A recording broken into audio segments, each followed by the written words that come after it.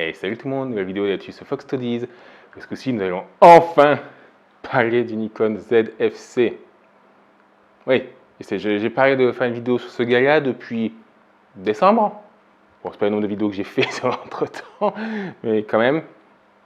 Qu'est-ce que ZFC? Le ZFC est un appareil type APS-C de Nikon, donc avec cette taille de capteur à l'intérieur. Donc plus petite que celle des plein format. Qui s'est voulu dans un style rétro, rappelant les FM2 et FM3 sortis des années 70-80. On voit bien que les roulettes de commande ici. Tout ce qui manque en fait, c'est la roulette pour la petite poignée pour les rouleaux de pellicule en fait. C'est marrant, parce que quand vous baladez avec cet appareil, la plupart des gens pensent vraiment que vous avez un argentique. À plusieurs moments, on m'a demandé si c'était un argentique. Une fois, on m'a dit ah tiens oui. Du coup, il faut que tu remplis la pellicule, mais c'est pas un argentique, là, mais c'est un look. Du coup, ça agresse moins les gens, ce qui est sympa. Nous avons donc un capteur de 20,9 millions de pixels, non stabilisé, hélas. Mais c'est pour des photos de jour, en général, ça va. De nuit, il faut être prudent, avoir des objectifs stabilisés ou avec une très bonne ouverture. Mais pour la nuit, ça reste utilisable, mais c'est vrai qu'un plein format serait mieux. Et pour exemple, pour la vidéo, c'est un peu chiant que ce ne soit pas stabilisé, mais une fois encore, c'est un objectif stabilisé comme ce 16-50. Ça peut aller, parce qu'il y a quand même une stabilisation électronique. En photo, nous arrivons en JPEG jusqu'à 11 photos par seconde. Si vous êtes en RAW, en 14 bits, ça tombe à 7-8 photos à peu près par seconde. Et si vous êtes en 12 bits, vous restez à 11 secondes. C'est-à-dire à 11 images par seconde. Donc voilà, donc quand vous êtes vraiment en rafale, hop, je vais vous mettre le mode rafale, hop, étendu, voilà. Pour vous donner une idée du mode rafale avec cet appareil, hein, hop.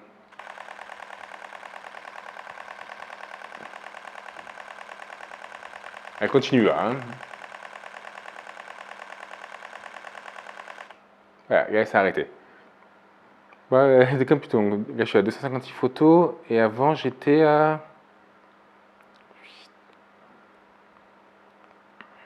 Je recule.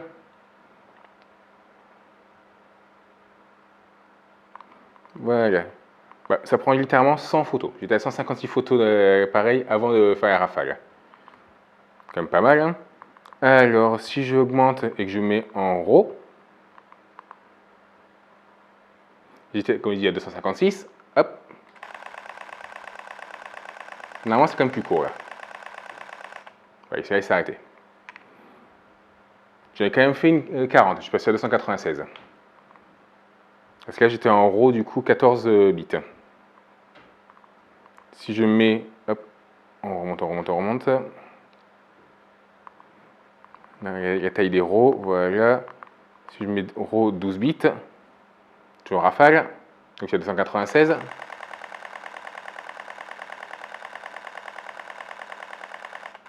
Voilà, il s'est arrêté.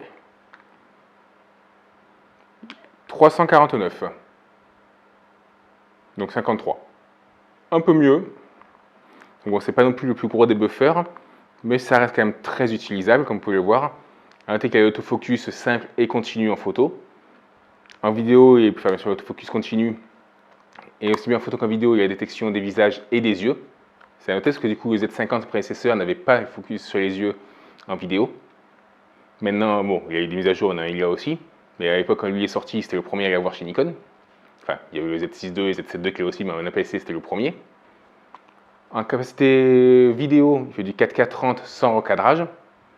Ce qui est quand même pas dégueulasse. Pour rappel, il y a un appareil comme le ZVE10 de chez Sony, qui est sorti également donc quelques mois d'écart avec lui. Il y a un recadrage de 10-15%, je crois, quand il est passé en 4K.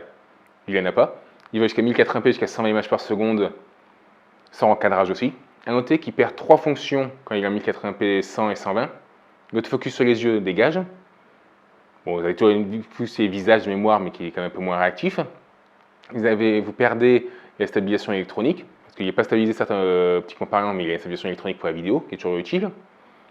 Et il perd également ce qu'on appelle le delighting. C'est une fonction qui, en gros, permet de tricher sur la plage dynamique. Je vous mettrai une photo normale, et après avec les 3 niveaux de delighting que vous pouvez appliquer, vous allez voir que l'image est quand même beaucoup plus lumineuse. À noter que sur les zones qui étaient sombres seront un peu plus floues que le reste. En fait, en gros, il va monter un peu les ISO dans ces zones pour compenser.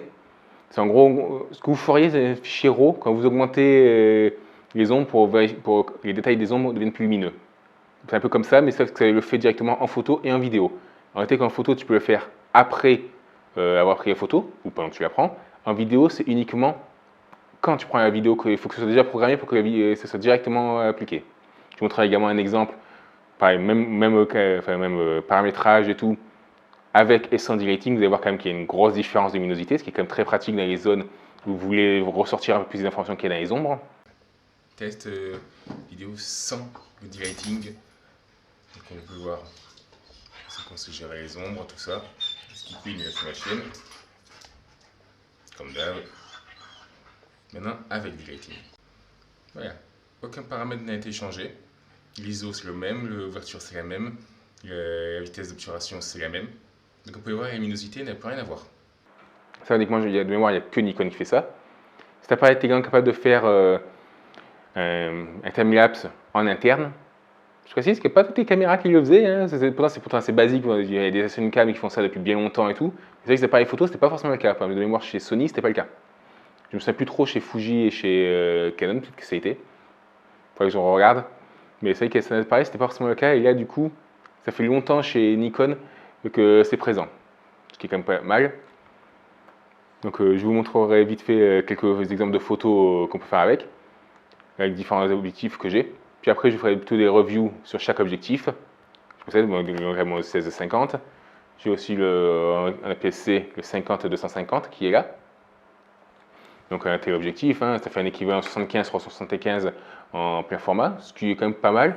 Vous pouvez en avoir un relativement gros plan de ce que vous visez en étant à 15 mètres de votre sujet, ce qui est quand même pas mal du tout. Et la qualité d'image est franchement bonne et il est stabilisé jusqu'à 5 stops, ce qui est très pratique avec cet objectif qui du coup n'est pas, avec ce boîtier qui n'est pas stabilisé. Voilà.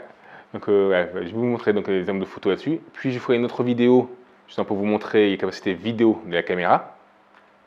Vous allez voir, parce qu'il y a un des intérêts avec Nikon, après les caméras entrée de gamme en tout cas, c'est que le 1080p est très qualitatif. En particulier comparé à des concurrents comme Sony, vous allez voir, il y a une différence de 1080p qui est assez hallucinante. Franchement, les gars, Sony, c'est tendance à être manquer de détails et compagnie. Vous allez voir, franchement, c'est franchement bon. Bon, ça ne vaut pas du niveau du 4K, mais c'est quand même pas mal du tout. Sachant que la plupart des caméras bas de gamme n'ont pas de 4K 60 et encore moins de 4K 120. Et c'est vrai qu'en 4K 60, généralement, il y a un crop monstrueux, hein, genre le R10 chez Canon, hein, il a fait un crop x 1,64, un truc comme ça, ou 1,56, un truc du genre. C'est juste délirant quand même comme crop. Alors en plus, du coup, tu perds en qualité d'image et autres, ce qui fait que tu perds l'intérêt du 4K. Moi, j'ai un 1080p 120 de très bonne qualité. Voilà, l'un dans l'autre, quand même, je préfère limite utiliser en 1080p que le 4K du Canon. Hein.